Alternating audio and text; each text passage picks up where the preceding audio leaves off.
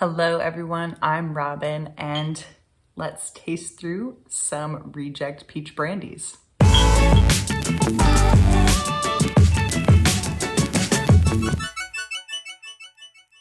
So just as a recap, since I haven't posted any videos about the reject peach brandy since mid-November, I brewed 3 different batches of reject peach wines. I then distilled those, went through all the cuts, blended the cuts together, tasted the brandies, and decided to blend all those brandies together into one batch.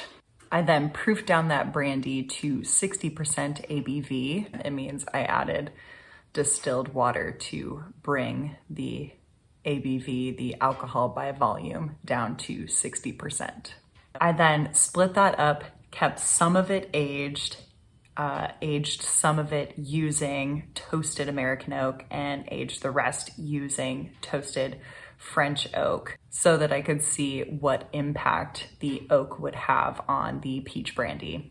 And when I say aged, I mean I am taking a piece of oak stave, tossing it into the booze, and then using a water bath to heat cycle the brandy. So it's probably more accurately described as oak infused rather than aged. I don't really like to use the word aged, so we'll call it oak infused. If you want to see me taste through the white brandies, you can go ahead and check out this video. And if you want a breakdown of the really complex web of fermentations I did for the batches, you can check out this video, and good luck keeping track of everything.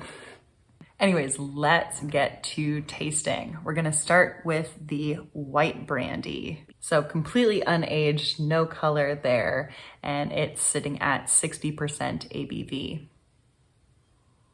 This has some really fun creaminess in it. I don't know if there are any peach Danishes out there, but this is reminding me of a peach Danish, if that exists.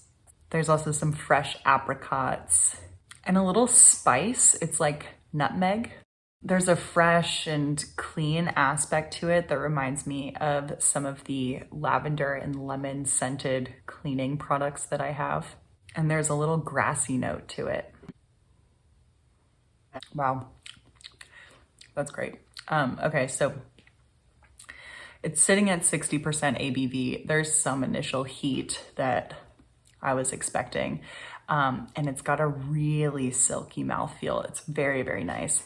It also tastes like biting into a freshly picked, perfectly ripened peach. There's figs, and there's also a little bit of an astringency character to it that reminds me of like a grapefruit rind. There's a little bit of allspice in here, and it's kind of like juicy fruit gum. There is a really long, fresh, fruity, juicy, fruity finish. Okay, so let's see what some American oak will do to the palate. So obviously it took on a ton of color there. This has a really rich caramel color to it. So lots of polyphenols from the wood. Right away I'm getting maple. There's lots of cinnamon bark in here as well. It's like a milk chocolate covered candied orange. There's some sweet vanilla ice cream with caramel sauce on top, as well as an apple and peach compote. We're going full desserts here. That's great too. So there's still that initial heat, and it has a creamy mouthfeel, but this one also has a little bit of a drying aspect to it. There's still peaches and apricots, but now they're more like dried peaches and apricots. There's some cloves, and that drying aspect kind of tastes like cinnamon bark. And the finish is that chocolate covered candied orange thing. Okay, let's move on to the toasted French oak to see what that did to the peach brandy. You can tell this is even darker than the toasted American oak, so a lot more polyphenols. French oak does tend to have higher tannins than American oak, so that could be possibly what's causing the darker color, the richer color here. However, there's also just differences in surface area, grain structure, etc. From wood piece to wood piece. So it could just be the pieces of oak staves that I chose. This reminds me of a cinnamon bun right away. And there's a lot more dark fruits here. So it's dried cranberries and dried cherries. It's almost like peach preserves. There's some star anise and some fig jam. So this one has a little bit less heat than the other two, and it also has that creamy mouthfeel. However, there is more drying with the French oak. The flavors are also a lot darker, a lot richer.